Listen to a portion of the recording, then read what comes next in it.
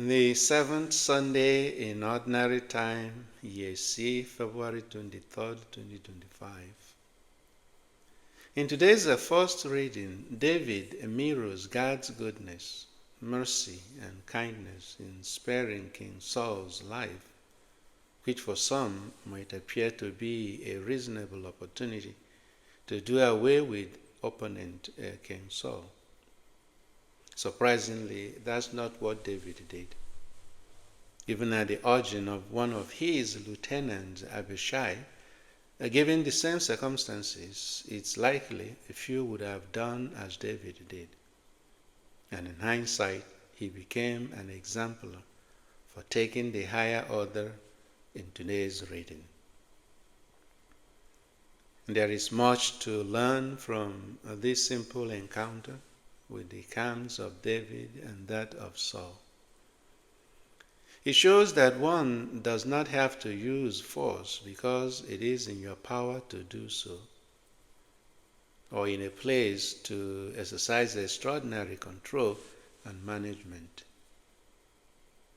There are morals, ethics, and values to consider. On the surface, it appears that God has delivered Saul into the hands of David to do as he pleases.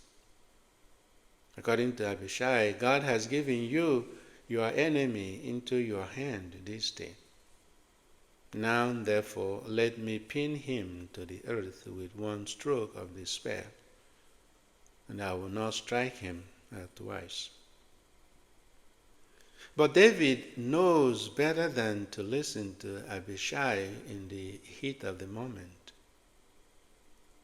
Instead, he seeks to spare the life of King Saul. David was apt in holding Saul accountable rather than seeking vengeance. He would not allow himself to toe the line of vengeance against Saul. He believed that revenge is of God, and he sought more ways of peaceful resolution.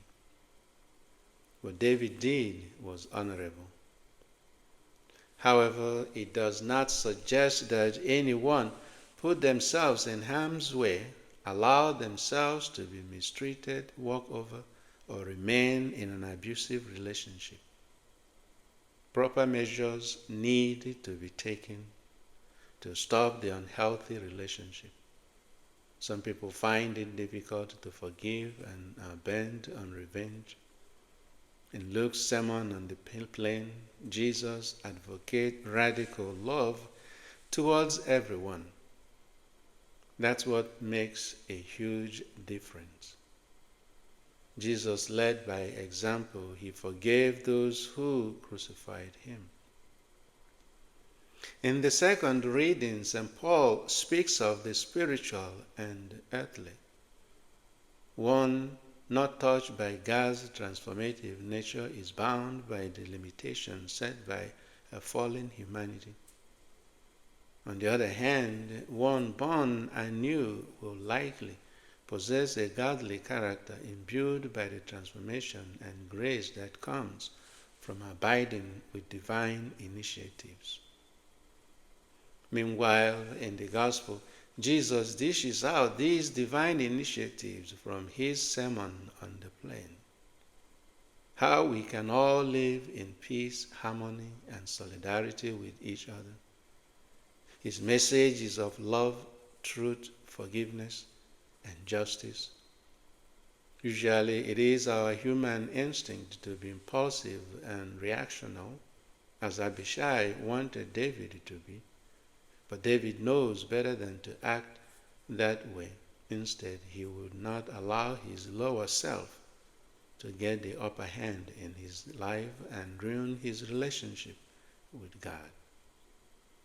He reached deep into his godly qualities to grasp the gifts of love, truth, mercy, goodness, and trust in God. Jesus calls us to radical love and compassion, which go beyond society's norms. The natural tendency is to be kind to those who are kind to you and avoid those who are out to do you harm and hurt you. Loving your enemy or those out to hurt you seems to go against human instinct. Such practice can be challenging.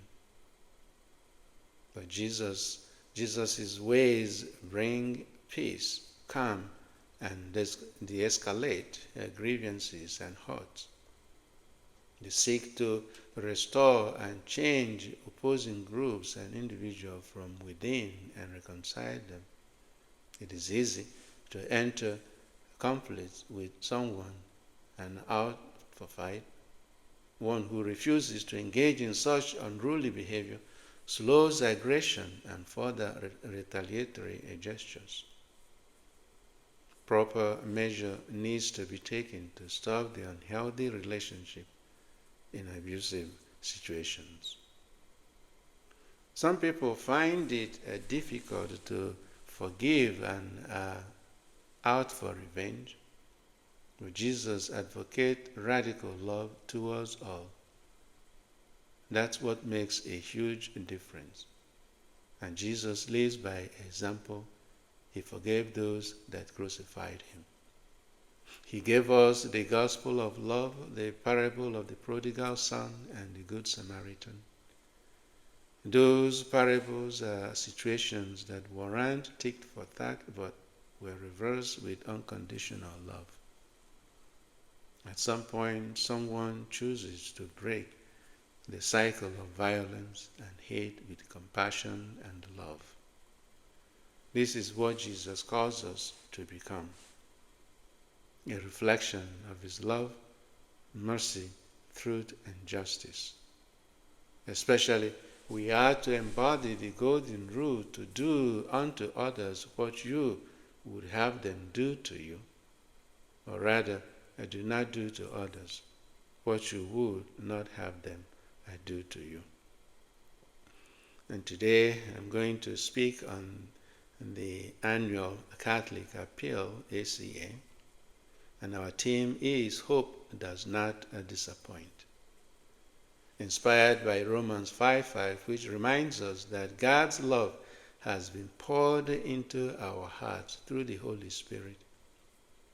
In Jeremiah 29:11, we are also assured, "For I know the plans I have for you," declares the Lord, plans to prosper you and not to harm you, plans to give you hope and a future.